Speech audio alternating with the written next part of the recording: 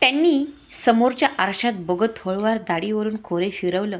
अगदी French cut दाढी ठेवायची होती. ती करता करता तो मध्येच गुणगुणत होता. त्याच्या चेहऱ्यावर एक स्माईल आलं. खलनायक आहे मी, स्पेशली अविनाश.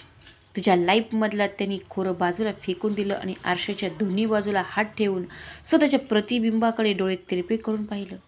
अगदी क्रूरपणे तो प्रतिबिंब पण वेगळंच दिसत होतं. गेल्या 8 महिन्यात कितीतरी रूपं बदलली होती.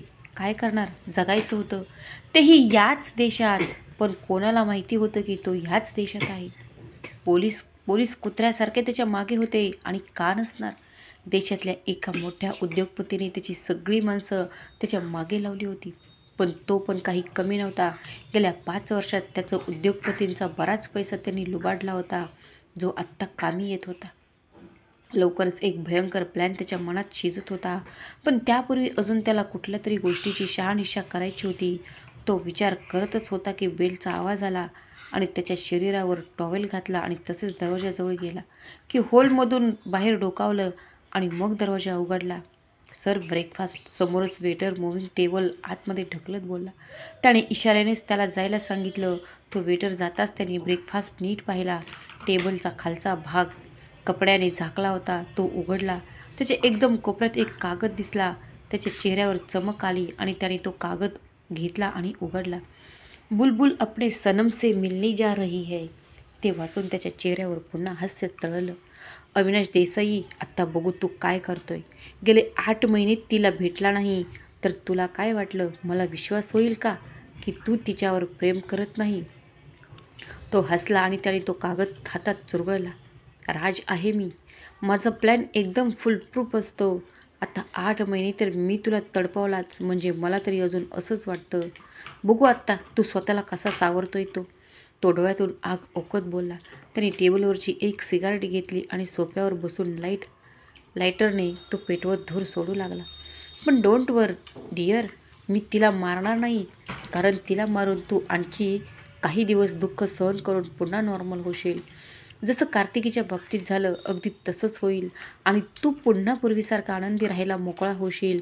मला असं होऊ द्यायचं नाही. माझं आयुष्य खराब झालं. पूर्णपणे मी बर्बाद झालो तुझ्यामुळे. मी गुन्हेगार झालोय. आता बाहेर गेलो तरी जेलमध्ये सडावं लागेल.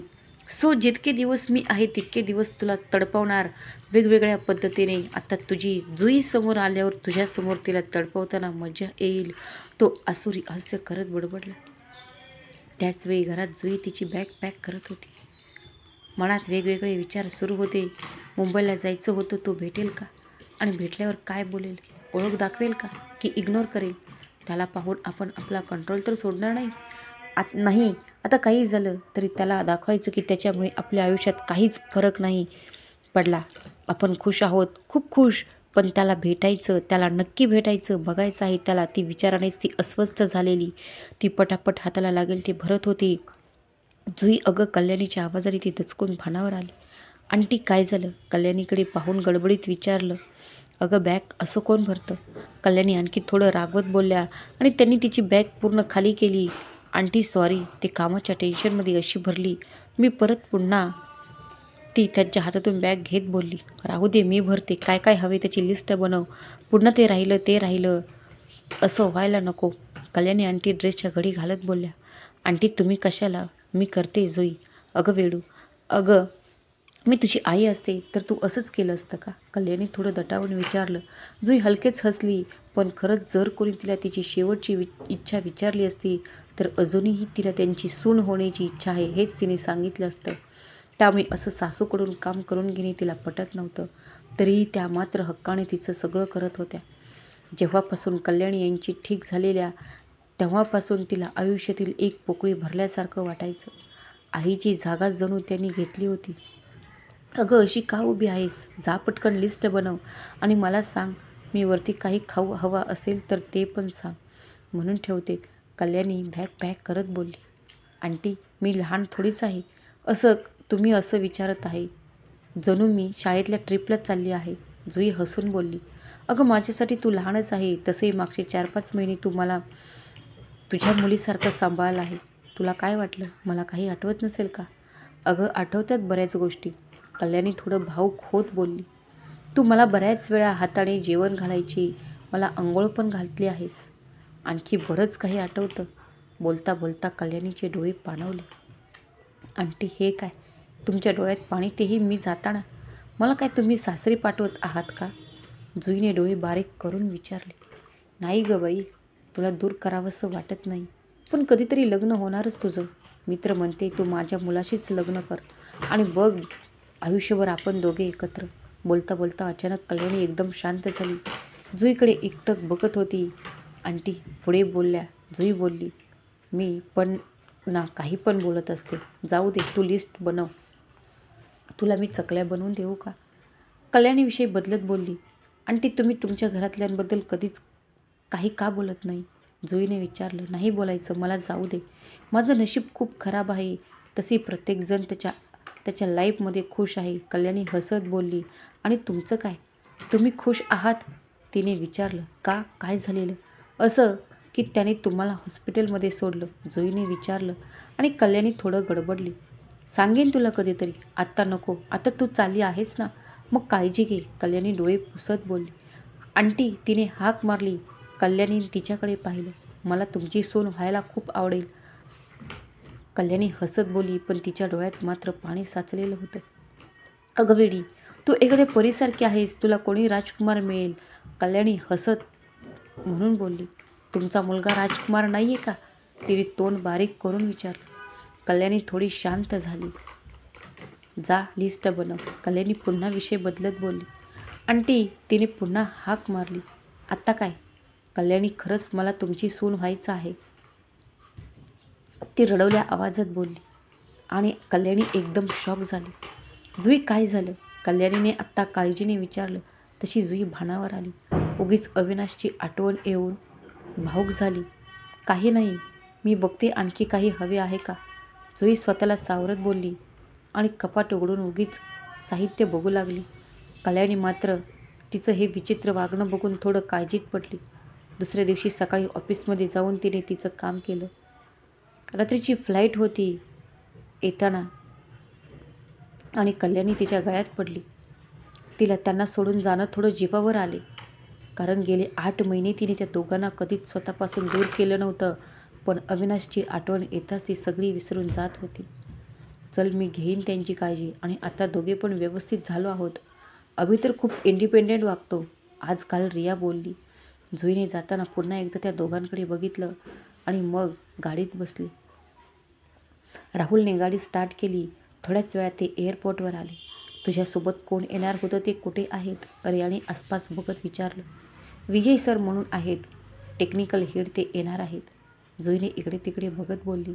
आणि त्याच वेळी समोरून एक देशीच्या आसपासचा तरुण चालत त्यांच्याजवळ आला. हाय जुई, त्याने जुईला हसून ग्रीट केलं. ओके आहे सर, ही माझी फ्रेंड रिया आणि ही जीजू राहुल.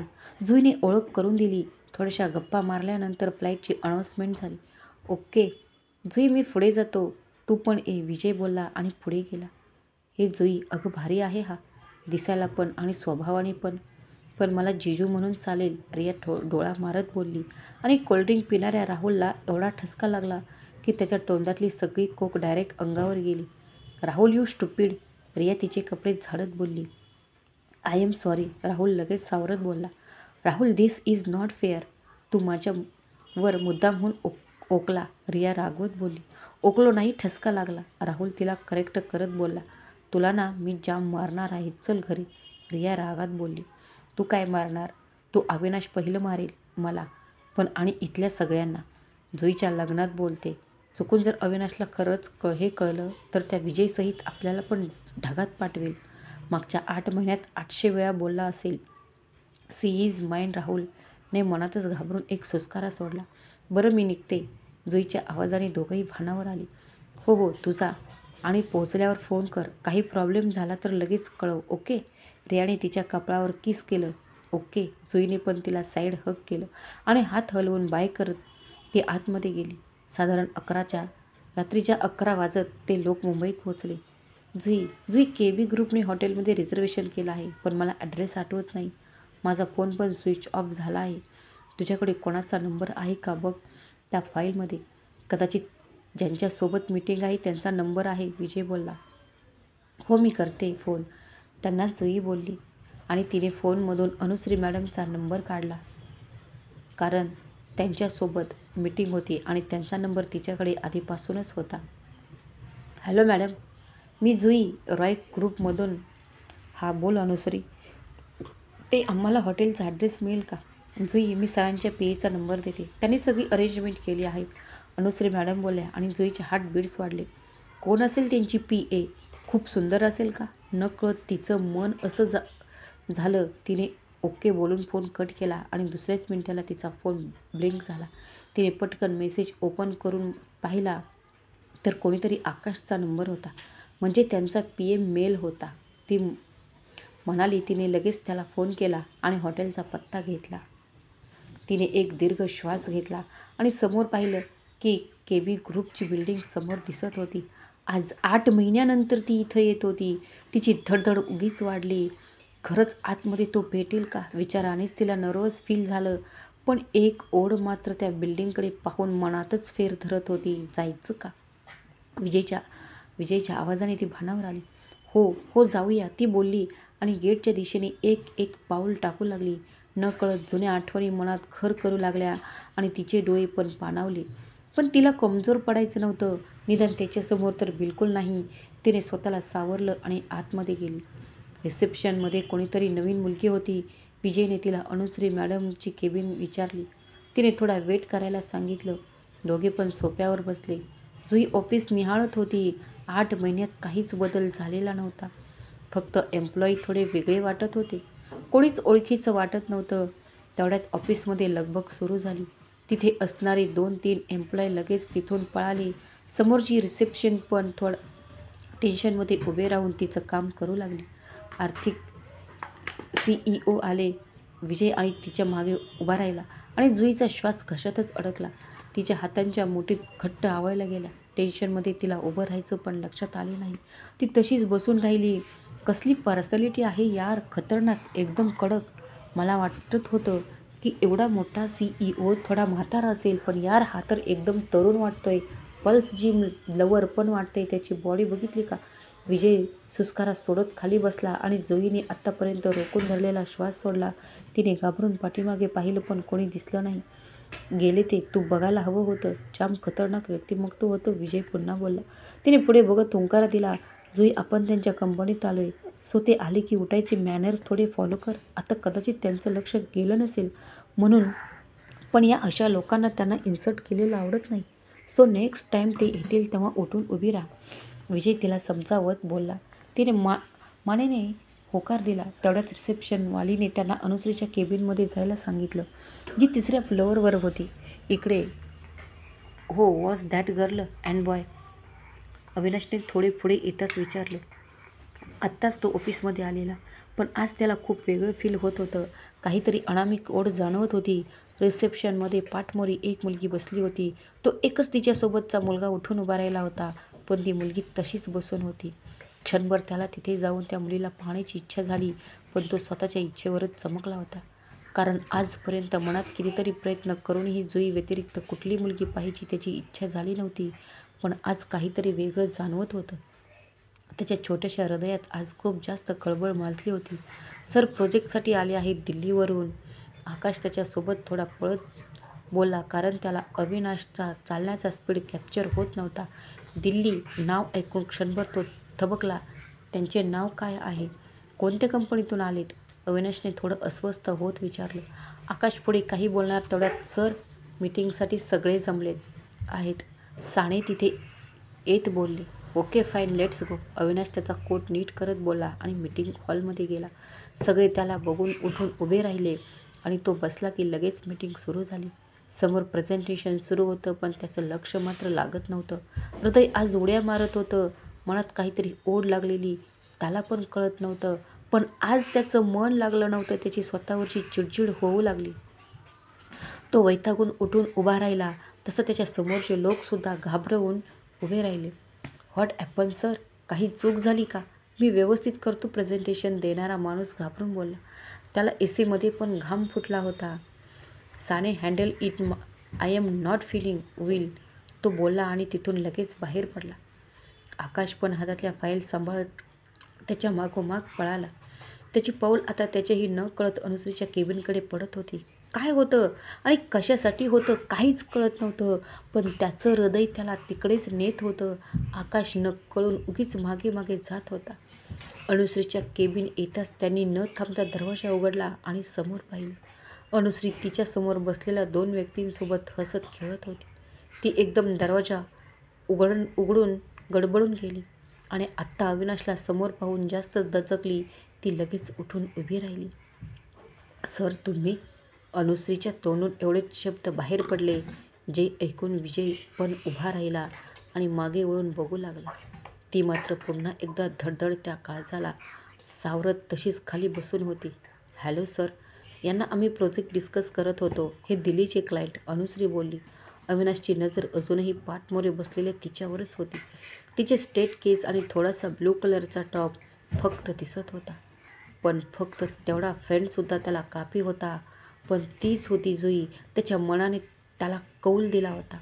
त्यावेळी विजयचं लक्ष जुईकडे गेलं. त्यांनी पटकन तिच्या खांद्यावर हात ठेवला आणि त्याचा तिच्या खांद्यावर हात बघून त्याच्या डोळ्यात राग दाटून आला. जुई गेटअप, सर आलेत. विजय तिच्या खांद्याला हलवत बोलला. ती भानावर येत उठली आणि यावेळी ती मागे वळली. धडधडत्या मनाने तिने नजर वर करून पाहिली आणि त्याला समोर पाहून क्षणात तिचा जीव घशातच अडकला. सगळ्या भावना मिश्रित होऊन कंठाशी येऊन थांबल्या, तर त्या बाहेर पण पडत नव्हत्या. तिला गुदमरल्यासारखं वाटलं. पटकन पळत जाऊन त्याच्या मिठीत स्वतःला झोकून द्यायची प्रचंड इच्छा झाली, पण तिने कंट्रोल केलं. किती प्रेम असलं तरी तिचे झालेले ते विसरली नव्हती. समोरच्या माणसाला तिच्यासाठी काहीच फिलिंग नव्हत्या ही ती इग्नोर करू शकत नव्हती. पण तरी मनात वाटत होतं की त्याने मिठीत घ्यावं. आणि इकडे त्याची हालत तिच्यापेक्षा खराब झाली होती. रोज जीला पाहण्यासाठी तो तीळ तुटत होता.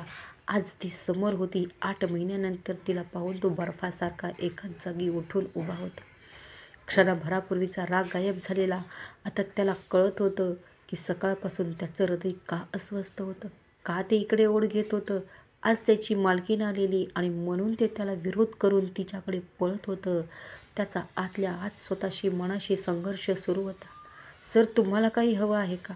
तो शांत उभा राहिलेला पाहून अनुश्रीने विचारलं आणि आत्ता मात्र तो पूर्ण भानावर आला आणि त्याच्या अंतर्मनाशी लढाई जिंकली आणि चेहरा पुन्हा एकदा निर्विकार झाला. Mrs Anushree, it's better to do your work. मला टाइमपास करणारे लोक आवडत नाही. जे काही काम असेल ते पटकन करा. तो रागात अनुश्रीकडे बघत बोलला. Yes sir, we are discuss in project. Anushree घाबरून बोलली. Good, do it fast, I want updates. तो बोलला आणि पुन्हा आलेला तसा माघारी निघून गेला. तुम्ही बसा. तो जाताच अनुश्री त्या दोघांना म्हणाली. सॉरी अनुश्री मॅम, आमच्यामुळे तुम्हाला ओरडा पडला. आपण कामाचं बघूया. गप्पा मारायला मी तुमच्या घरी येते. तसे 2 दिवस इथेच आहे. जुई बोलली. म्हणून खूप जास्त दुखावली होती, कारण पुन्हा एकदा तरी इग्नोर केलं होतं. इकडे तो झपाझप पावले टाकीत त्याच्या केबिनमध्ये आला. आकाश पण त्याच्या मागोमाग आलेला. त्याला आज थोडं वेगळं वाटत होतं, पण विचारायची हिंमत नव्हती. अविनाशने त्याच्या डिस्कवर बसून लगेच CCTV फुटेज सुरू केलं. आता त्याच्यासमोर अनुसूचक केबिनमधले फोटो दिसत होते. जुईला पाहून त्याचे डोळे भरून आले. आज इतक्या महिन्यानंतर ती समोर असूनही तिला जवळ घेता येत नव्हतं आणि हेच त्याला आतल्या आत खात होतं. तो एकटक तिच्याकडे बघत होता. ती तशीच होती. 8 महिन्यांपूर्वी त्याला सोडून जाताना जशी होती अगदी तशीच होती. निरागस, चेहऱ्यावर थोडा आत्मविश्वास पण झळकत होता. पण काहीतरी कमी होतं आणि ते तिचं निर्मळ हास्य होतं. शिवाय नेहमी तिच्या गालावर होणारी केसांची लट पण गायब होती. त्याला मनातच कसं तरी झालं. सर, दुसरी मीटिंग. आकाश फाईल बघत काहीतरी बोलत होता, जे त्याला डिस्टर्ब करत होतं. आकाश, गेट आउट. मला काही वेळ कोणीच डिस्टर्ब करू नका. तो रागात ओरडला. आकाशने गोंधळून खांदे उडवले आणि तो बाहेर गेला. मग पुन्हा अविनाश तिला पाहण्यात दंग झाला. तिचं झाल्यावर ती मात्र निघून गेली. त्याचं मन पुन्हा सैरभैर झालं. ती इथं आली आहे आणि ते आपल्या कंपनीत, तरी आपल्याला काहीच माहिती नाही. House that possible? अविनाशने रागात राहुलचा नंबर डायल केला. शेवटच्या रिंगला फोन उचलला गेला. हॅलो अविनाश, राहुलचा थोडा घाबरत आवाज आला. यू ब्लडी हेल्प, मी इथं आहे आणि तू मला सांगितलं पण नाही. अविनाशने रागात विचारलं. सरप्राईज कसं वाटलं? राहुल इकडे नाटके हसत बोलला. खरं तर घाबरला होता. गो टू हेल्प, अविनाश बोलला आणि फोन कट केला आणि अस्वस्थपणे केसातून हात फिरवला. आता तितकी जवळ आहे तर त्याचं मन शांत बसत नव्हतं. त्याला ते सांभाळणं कठीण जात होतं. त्याने पटकन सगळे मेल चेक केले. आकाशचे पण मेल चेक केले. त्यातून त्याला ती कोणत्या हॉटेलमध्ये थांबली आहे ते कळलं. आता काही करून तिला भेटायचं. 8 महिन्यांचा विरह एका क्षणाने दूर नाही होणार. पण तरीही त्याला तिला मिठीत घ्यायचं होतं. त्यांचं धोक्यात थोडं का होईना हलकं करायचं होतं. कोणत्याही किमतीत आज त्याला जवळ घ्यायचं होतं. इकडे जुई सृष्टीला भेटायला गेली. तिच्याशी थोड्या गप्पा मारून ती पुन्हा हॉटेलवर आली. खरं तर तिला मामाला पण भेटायचं होतं. गेल्या 8 महिन्यात एकदाही मामाश्रीशी मनसोक्त बोलता आलेलं नव्हतं. उद्या त्यांना भेटायचं हे तिने मनोमन ठरवलं आणि वॉशरूममध्ये गेली. शॉवरखाली उभा राहिल्यावर तिच्यासमोर आजचा दिवस उभा राहिला. अविनाश, अविनाश, अविनाश. पूर्णपणे जग व्यापलं होतं. त्याने सरळ सरळ पुन्हा तिला इग्नोर केलं होतं. फक्त त्याला पाहण्यासाठी ती इथं आलेली. कदाचित त्याच्या मनात काहीतरी फिलिंग असेल अशा मनात येत होती. पण सगळं फेल गेलं होतं. तिच्या डोळ्यातून पाणी वाहत होतं, पण ते शॉवरमधून पडणाऱ्या पाण्यामुळे दिसून येत नव्हतं. डोळे, नाक, गाल सगळं लाल झालेलं. काय इतकं प्रेमात पडली? ज्याला प्रेम कळत नाही अशा व्यक्तीसाठी काय जीव तुटतो? ती स्वतःलाच प्रश्न विचारत होती, पण उत्तर मात्र तिला मिळत नव्हतं. तिने शॉवर बंद केला आणि त्याच वेळीच बाहेर काहीतरी आवाज झाल्यासारखं वाटलं. तिने कान लावून ऐकण्याचा प्रयत्न केला, पण पुन्हा काहीच आवाज आला नाही. मग तिने टॉवेलने केस पुसले आणि कपडे घेण्यासाठी समोर पाहिलं तर तिने मनातल्या विचारात करून कपडे आणलेच नव्हते. डोळे झाकून त्याने केसांचा टॉवेल अंगाला गुंडाळला. गुडघ्यापर्यंत टॉवेल येत होता. त्यामुळे तिला जास्त काही फरक पडला नाही. ती वॉशरूम तिच्यासाठी होती. बाहेर कोणी असणं शक्यच नव्हतं. तिने केस झाडले आणि दरवाजा उघडून बाहेर पडली.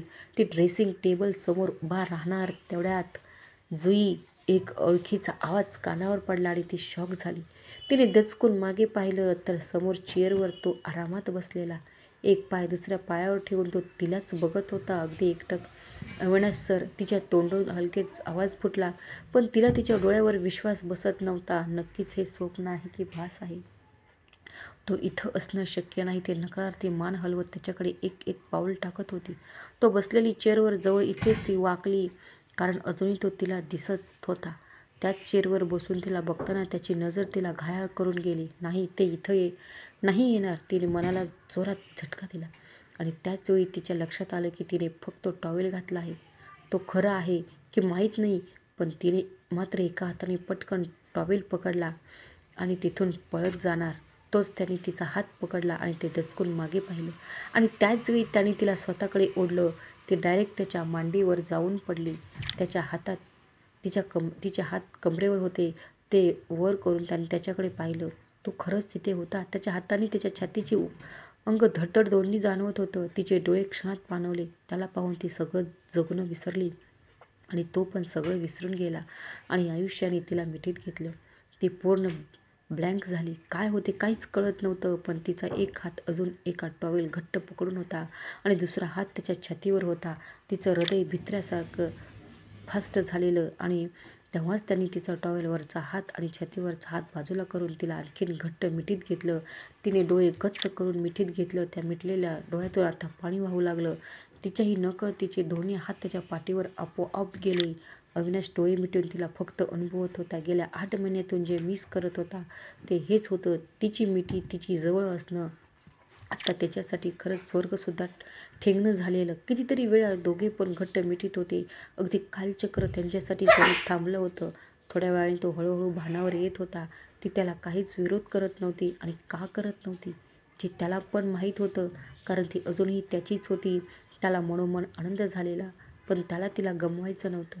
आयुष्यात अगोदरच खूप काही गमावलं होतं. आता तिला गमावून त्याच्यासाठी मरण यातना होत्या.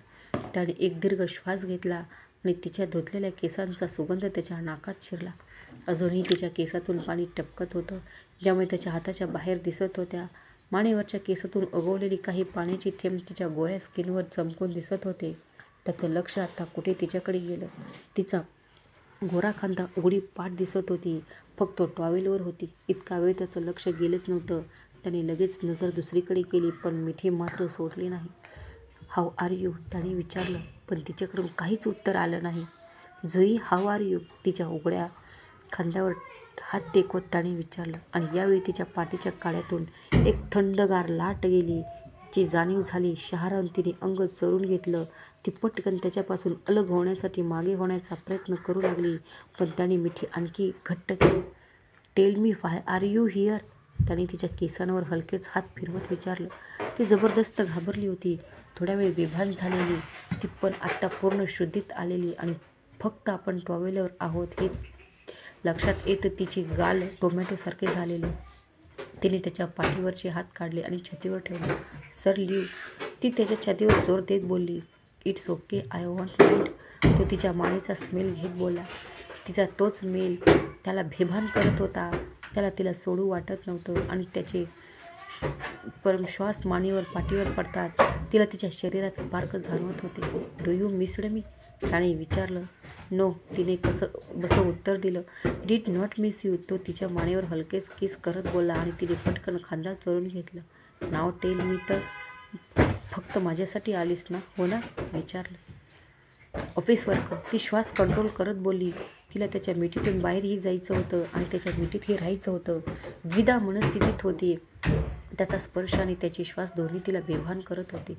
Really I don't thinks, but जर तू माझ्यासाठी इथे आली आहेस तर तू तुझा टाईम वेस्ट करते, म्हणून ते डोळे घट्ट मिटून थंडपणे बोलला, आणि ती गोंधळून गेली. म्हणजे त्याला दूर ढकलण्याचा प्रयत्न केला. आय डोंट नीड यू तो घट्ट मिठी करत बोलला. ती जास्तच गोंधळली. त्याचं बोलणं आणि वागणं कम्प्लीट अपोजिट होतं. त्याच्या स्पर्शात फक्त प्रेम आणि ओढ जाणवत होती, पण तिचे शब्द मात्र वेगळे होते, जे तिच्या हृदयात घाव करत होते. आय टोल्ड यू तुझ्यासारख्या खूप मुली माझ्या आयुष्यात येऊन जातात तो तिच्या मानेवर नाक घुसळत बोलला, आणि ती अंग शहारली. तिच्या मुठी घट्ट आवळल्या गेल्या. तिच्या डोळ्यातून पाणी खाली आलं आणि त्याच्या खांद्यावर पडलं. सर मलाही तुमच्यात काहीच इंटरेस्ट नाही आहे. मी ऑफिस वर्कसाठी आली आहे ती आता मन कठोर करून बोलली, पण शब्दातून ओलावा जाणवत होता. त्याने डोळे मिटले आणि पुन्हा एकदा घट्ट मिठी केली. तिच्या शरीराची हलकीशी थरथर त्याला जाणवत होती. त्याने एक दीर्घ श्वास घेऊन सोडला. ओके आय अग्री तो बोलला, आणि यावेळी तिची मिठी सोडली आणि मागे टेकला. तरी पटकन तिचा टॉवेल दोन्ही हाताने पकडला आणि नजर वर करून त्याच्याकडे पाहिलं. त्याचा चेहरा एकदम जवळ होता. त्याचे डोळे आज थोडे वेगळे वाटत होते, थोडेसे पाणीदार. पण का मी आलेच ती पटकन त्याच्या मांडीवरून उठली आणि टॉवेल तसाच हातात पकडून अश्रूमध्ये पळाली. नाही जुई तू कमजोर नाही पडू शकत, कधीच नाही, आणि त्याच्यासमोर तर नाहीच नाही. त्याला नाही घाबरायचं आता, थोडं पण नाही. जाऊन त्याला त्याच्याच भाषेत उत्तर द्यायचं. पण मला नाही त्याची गरज, काहीच नाही गरज. तिने डोळे पुसले आणि थोडा राग एकवटला. वॉशरूममध्ये कपडे शोधू लागली, पण तिने कपडे तर आणलेच नव्हते. पुन्हा एकदा त्याच्यासमोर कसं जायचं तिला थोडं ऑकवर्ड वाटू लागलं. पण मगाशी इतका वेळ अशाच अवस्थेत ती त्याच्या मिठीत होती, आणि वरून तो तिच्या मानेला पाठीला स्पर्श करत होता. ते आठवून आताही तिच्या डोळ्यात शरीरावर शहारे आले. तिने डोळे घट्ट मिटून स्वतःच्या भावना कंट्रोल केल्या आणि रागात दरवाजा उघडून बाहेर आली. पण रूम पूर्ण रिकामी होती. तो त्याच्या रूममध्ये नव्हता, तो कुठेच नव्हता. ती वेळेसारखी इकडून तिकडे शोधू लागली, पण तो सापडला नाही. ते खंत बोलून बेडवर बसली. खरंच तो माझा आभास आहे, मिस्टेक ऑफ माय लाईफ. तिने डोळे मिटले, पण छातीची धडधड सांगत होती की तो अजूनही तिच्या आसपास आहे. पण कुठे आहे? तो गाडीमध्ये होता, तिच्या हॉटेलसमोर तिच्या रूमकडे बघत बसला होता.